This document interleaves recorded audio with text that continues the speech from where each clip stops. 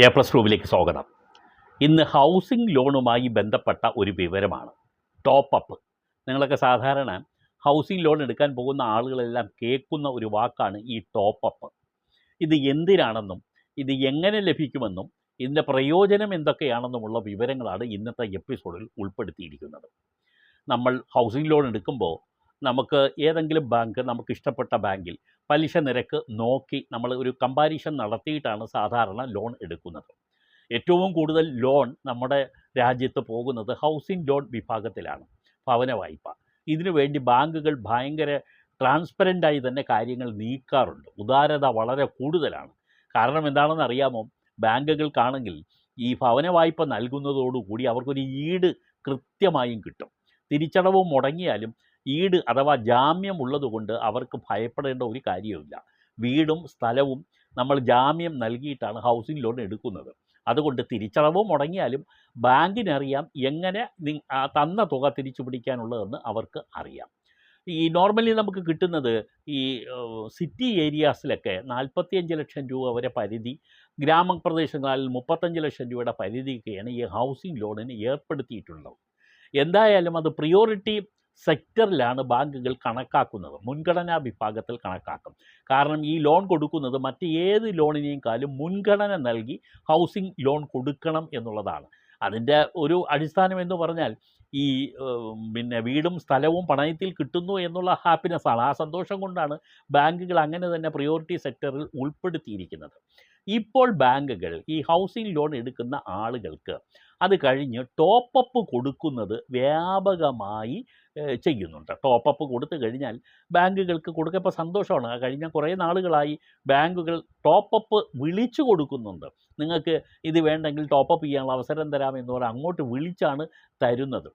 ഈ നോർമലി നിങ്ങൾ അറിയേണ്ട ഒരു പ്രധാനപ്പെട്ട കാര്യം, എങ്ങനെയാണ് നമ്മുടെ ഒരു ഹൗസിംഗ് ലോൺ തരുന്നതിന് ബാങ്കുകൾ ഏത് ക്രൈറ്റീരിയ ആണ് പരിഗണിക്കുന്നതെന്നും കൂടി ഇതിൻ്റെ കൂട്ടത്തിൽ പറഞ്ഞു തരാം. നമുക്ക് എത്രത്തോളമാണ് ഒരു മാസ വരുമാനം ഉള്ളതെന്ന് നോക്കും, നമ്മുടെ ക്രെഡിറ്റ് സ്കോർ എത്രയെന്ന് നോക്കും, വീട് നിർമ്മിക്കാൻ നമ്മൾ ഉദ്ദേശിക്കുന്ന ചിലവ് എത്രയാണെന്ന് നോക്കും. ഇതെല്ലാം കണക്കാക്കി ഒരു തുക നിശ്ചയിച്ചിട്ട് അതിൻ്റെ ആനുപാതികമായ തുകയാണ് നൽകുക. 90% തരുന്നവരുണ്ട്, ചിലർ 75%. 70% എന്ന് പറയുന്നത് ഈ പൊതുവായി കണക്കാക്കുന്ന തുകയുടെ എന്നൊക്കെ പറഞ്ഞാൽ വലിയ ചിലവുള്ള വീടുകൾക്കൊക്കെയാണ് 75 പിടിച്ചു തരുന്നത്. കുറച്ചുകൂടി ലിബറലാകുന്നത് വലിയ ചിലവില്ലാത്ത വീടുകൾക്കാണ്. ചിലപ്പോൾ 90% വരെ തരാറുണ്ട് എന്നുള്ളതാണ്.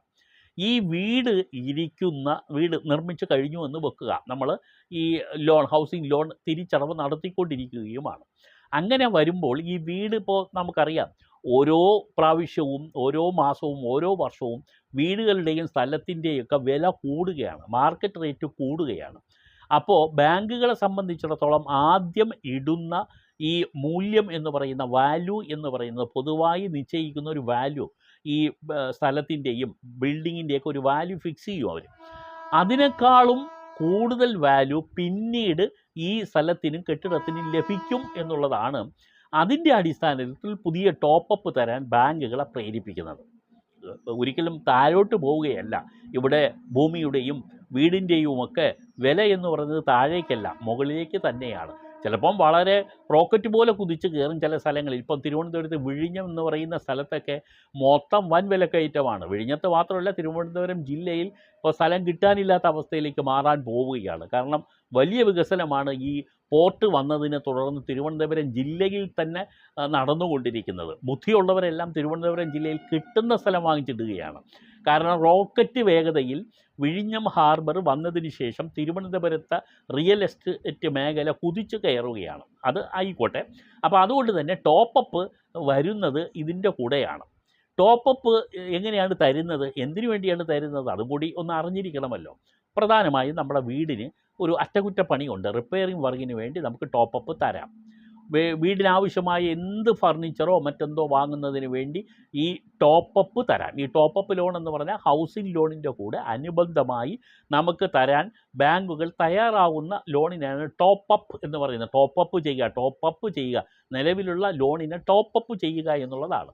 ഇത് തരുമ്പോൾ നമുക്ക് എടുക്കാനും എളുപ്പമാണ്. കാരണം പ്രത്യേകിച്ച് പേപ്പർ വർക്കൊന്നും ചെയ്യേണ്ടതില്ല. വേഗത്തിൽ എളുപ്പത്തിൽ ടോപ്പപ്പ് ചെയ്ത് തുക കിട്ടുകയും ചെയ്യും.